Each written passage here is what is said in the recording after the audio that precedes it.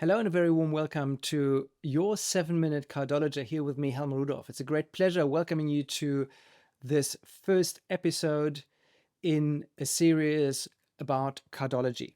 So what's the first thing that we need to know about cardology? We are not talking about the heart, we're not talking about cardiology, we are talking about cardology, and that means cards. And in fact, it's the playing cards that are known to all of us, because at some stage in our life, we've all played cards. So the symbols are familiar. The next thing we need to know is that we are dealing with 52 cards, 52 weeks in a year.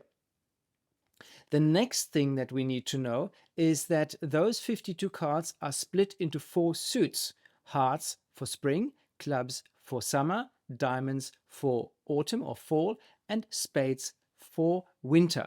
So if we divide 52 by 4, it's 13. So we've got 13 cards in each deck. And that means there is an order there as well. So we start off with an ace and we always end with a king. And there's the next secret. In that stack of cards, we start with the ace of hearts and we end with the king of spades, because the hearts are the first suit for spring, love, emotions, the desire to procreate, the desire to create something new and beautiful. That is springtime, new growth, new life. Then comes the summer season, and that means growth. And growth means intellect, communication. That's the mental side. That's the club suit. There we go. Ace of clubs. Then we go through the summer season and end at the end of the day with the king of clubs. That's the master of knowledge, the master of communication. And then starts the autumn or the fall suit, and that's the ace of diamonds. And there as well, we go through the cards, through the season, so to say, until we reach the king of diamonds. And the king of diamonds is the master of values, the successful businessman. So I'm coming to that in a second. Then we continue with our last suit, and that is the ace of spades for the winter season. Spades stands for spirituality, diamonds for values, clubs for mentality, and hearts for emotions. And at the end of that season, we also end with the king of spades, the master of spirituality, the master of everything, the highest and the last card. So here we've got 52 cards in a little book that has 52 pages, and that has a natural order. It starts with the ace of hearts, goes through the hearts, continues through the clubs, continues through the diamonds, and then finishes off with the spades, always from ace to king, from ace to king, from ace to king, from ace to king.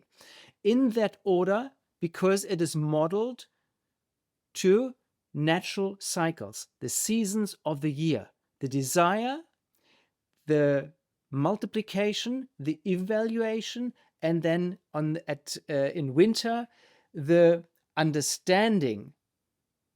And that means hearts, emotions, clubs, mentality, diamonds, material side, and spades, the spiritual side. That's the natural cycle. And the more we stick to that natural cycle, the better for us. Because the more harmonious we move through life, and the better we understand life, and the better we understand ourselves, our own rhythms, and the easier it is for us to be successful and live a really fulfilled and harmonious life. What's next? This stack of cards is then laid out in 7 rows and 7 columns. And you may already notice a discrepancy, because 7 by 7 is 49, but we have 52 cards. That means the last 3 cards, as shown to you on the screen now, are sitting in the so-called crown line. That's the the jack of spades, the queen of spades, and the king of spades.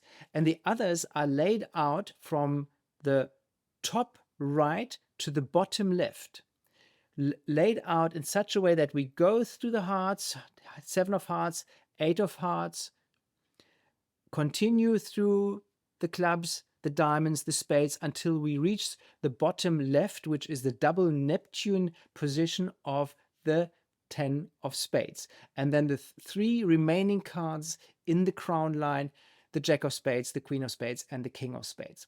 And this is the so-called natural order.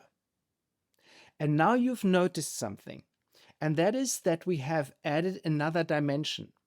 And that is the third dimension, because we had two dimensions, the first dimension of the suits, the second dimension of the cards within the suits, and the third dimensions, the 7 planets from Mercury to Neptune.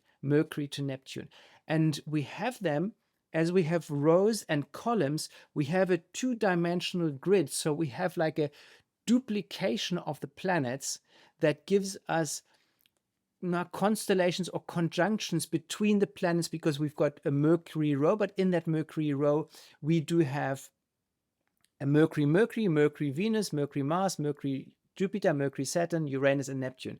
So we have in each planetary position all of the planets, or each row we've got all of the planets, and in each of the columns we've got all of the planets. So there's like a duplication of that planetary influence, and we'll get to that later. But the first thing to know is here we have a 3-dimensional fractal system laid out in a perfect natural order. The planetary order, rows and columns, the seasonal order, hearts, clubs, diamonds, spades, spring, summer, autumn, and winter, and then the 13 cards that lead us from a desire, that's the ace, to the mastery, that is the king. That is what you need to know about cardology to start off with. We are modeling according to natural cycles, natural orders, and we are part of a natural system, and the better we know it, the better we understand it, and the more we stick to it, the more harmonious, healthy, wealthy, and fulfilling our life will be. And that is it. 7-Minute Cardology here with me, Helmar Rudolph. Have a look for the other videos on this channel. You'll like what you'll see, and obviously episode number 2 follows suit.